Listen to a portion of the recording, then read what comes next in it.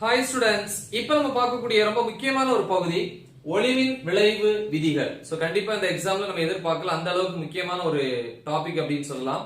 So இந்த விதிகள் எதுல இருந்து வந்திருக்கு அப்படின்னா, இதுக்கு முன்னாடி நம்ம பார்த்த ஒரு 3 டாபிக், அதாவது ஒரு உலோக பரப்புல விழக்கூடிய ஒளியினுடைய செறிவு மாறும்போது அங்க உருவாகக்கூடிய ஒளி மின்னோட்டத்தினுடைய மதிப்பு எப்படி இருக்கும், இரண்டாவது விழக்கூடிய ஒளியினுடைய அதிர்வெண்ணை பொறுத்து எப்படி இருக்கும், அதே மாதிரி தகடுகளுக்கு இடைப்பட்ட மின்னழுத்த வேறுபாடை மாற்றும் போது அங்க அந்த நிகழ்வு எப்படி இருக்கும் அப்படின்னு சொல்லி நம்ம டாபிக்ஸ் பார்த்திருப்போம் இல்லையா. அப்லோட் பண்ணியிருக்க அந்த டாபிக்ஸ் எல்லாம் அதுல நம்ம படிச்ச அந்த பாயிண்ட்ஸை லிங்க் பண்ணி தான் நம்ம இங்க எழுத போறோம் விதிகள். சரியா?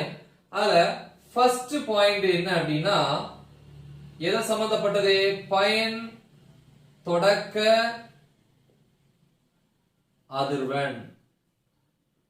அதுக்கு ஒரு நோட்டேஷன் இருக்கு, நியூ நாட். பயன் தொடக்க அதிர்வெண் வேற ஒண்ணும் கிடையாது, சிறும அதிர்வெண். அதாவது ஒரு உலோக பரப்புல விழக்கூடிய ஒளியினுடைய அதிர்வெண் சிறுமமா இருந்துச்சு அப்படின்னா கண்டிப்பா அந்த உலோக பரப்புல என்ன நடக்காது? எஸ், ஒளிமின் உமிழ்வு நடக்காது, எலக்ட்ரான்கள் உமிழப்படாது. பாருங்க, இது ஒரு உலோக பரப்பு. உலோக பரப்புல என்ன இருக்குன்னு சொல்லியிருப்பேன், நிறைய கட்டுரா எலக்ட்ரான்கள் இருக்கும். ஆனா கட்ரோ எலக்ட்ரானுடைய ஆற்றல் போதுமான அளவு இல்லாததுனால எலக்ட்ரான்கள் பரப்பை விட்டு வெளியே உமிழப்படாது. ஆனா ஒரு குறிப்பிட்ட ஆற்றல் இருக்கக்கூடிய ஒளிய விழ வச்சேன்னா, ஐ மீன் h nu, போட்டான் அப்படின்னு சொல்லுவோம் இல்லையா.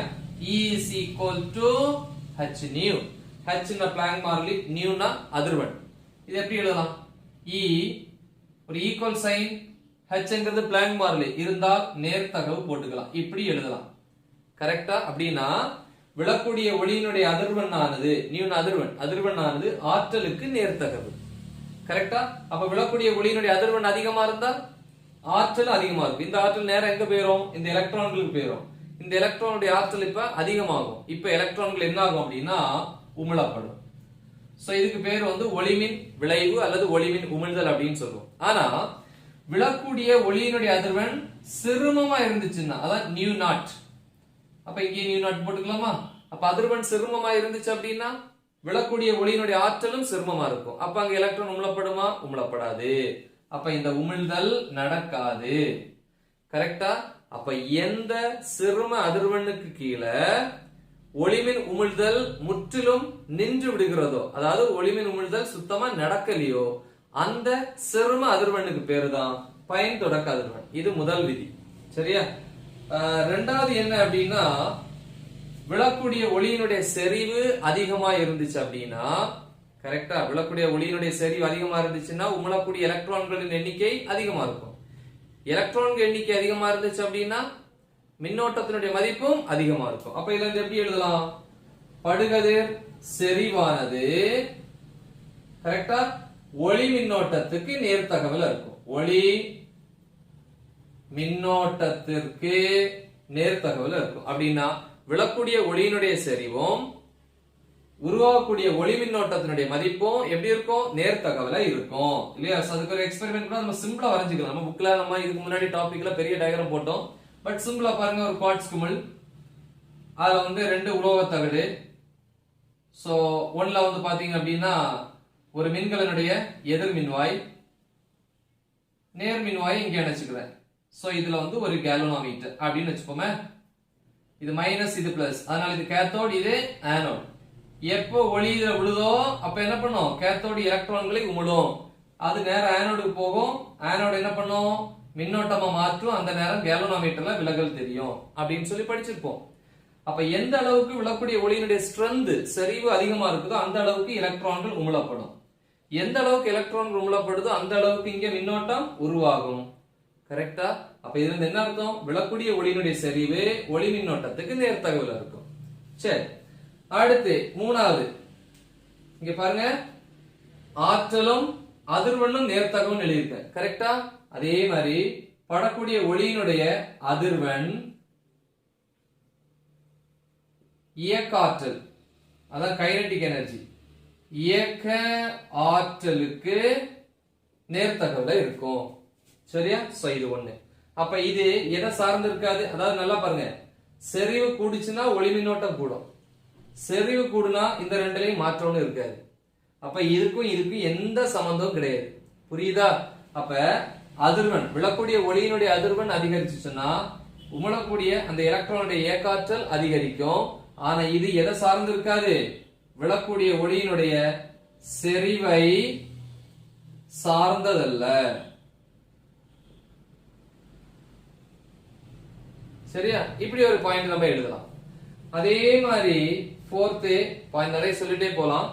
இப்போ ஒருவேளை பாருங்களேன், இந்த மின்னழுத்தம் கொடுத்து ஏற்கனவே இந்த ரெண்டு தகடையும் நல்லா ஹீட் பண்ணி வச்சிருந்தீங்கன்னா, அதாவது நல்ல மின்னழுத்த வேறுபாடு கொடுத்து வச்சிருந்தீங்கன்னா, அந்த கதிர்வீச்சு விழுந்த உடனே அந்த பிளேட்டை ஹீட் பண்ணணும்னு அவசியம் கிடையாது, ஆல்ரெடி சூடா தான் இருக்கு. அப்ப கதிர்வீச்சு உலறதுக்கும் எலக்ட்ரான்கள் உமிழறதுக்கும் இடையில என்ன இருக்காது? காலதாமதம் இருக்காது.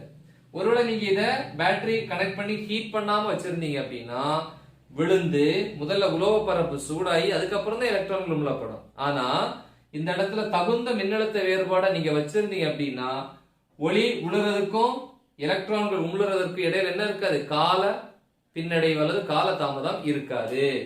இல்லையா? அப்ப இங்க எழுதலாம், படு கதிருக்கும், அடுத்து எலக்ட்ரான் உமிழ்வுக்கும், இல்லையா? எலக்ட்ரான் அல்லது ஒளிமின் உமிழ்வு அப்படி கூட சொல்லலாம். எலக்ட்ரான் உமிழ்விற்கும் இடையே என்ன இருக்காது? கால தாமதம் இருக்காது. சோ இப்படி எழுதலாம். இன்னொரு பாயிண்ட் எழுதலாம். ஃபிஃப்த் பாயிண்ட் என்ன ஃபார்முலா படிச்சோம் இதுக்கு முன்னாடி உள்ள டாபிக்ல? EV is equal to, அதாவது EV naught is equal to half mv square. இது இயக்காற்றல். கரெக்ட்டா? இது E என்கிறது மின்னூட்டம் 1.6 into 10 power minus 19. அப்ப ஒரு மாறிலி ஒரு ஈக்குவல் சைன் இருந்தா என்ன போடலாம்? நேர்த்தகவு. அப்ப நிறுத்து மின்னழுத்தமானது இயக்காற்றல், அப்படிதானமா? கைனடிக் எனர்ஜி இயக்காற்றலுக்கு எப்படி இருக்கும்? நேர்த்தகவுல இருக்கும். அப்படியே எழுதலாம். நிறுத்து மின்னழுத்தம், இங்க நிறுத்து மின்னழுத்தம் கரெக்டா? எதுக்கு? இயக்காற்றலுக்கு நேர்த்தகவுல இருக்கும். அல்லது சிம்பிளா மின்னழுத்தமானது இயக்காற்றலுக்கு நேர்த்தகவுல இருக்கும். சோ இவ்வளவு பாயிண்ட்ஸ் இருக்கு. சரியா? சோ இதான் வந்து அந்த விதிகள்ல வரக்கூடியது. சோ பிரீஃபா நீங்க சென்டென்ஸ்ல எழுதணும். நான் ஷார்ட்டா வந்து அந்த பாயிண்ட்ஸ் மட்டும் உங்களுக்கு எக்ஸ்பிளைன் பண்ணியிருக்கேன். ரைட்? சோ ஒரு முக்கியமான ஒரு பார்ட். நல்லா தெளிவா பிராக்டிஸ் பண்ணுங்க. மறக்காம இது உங்க ஃப்ரெண்ட்ஸ்க்கு ஷேர் பண்ணுங்க. All the best. Thank you.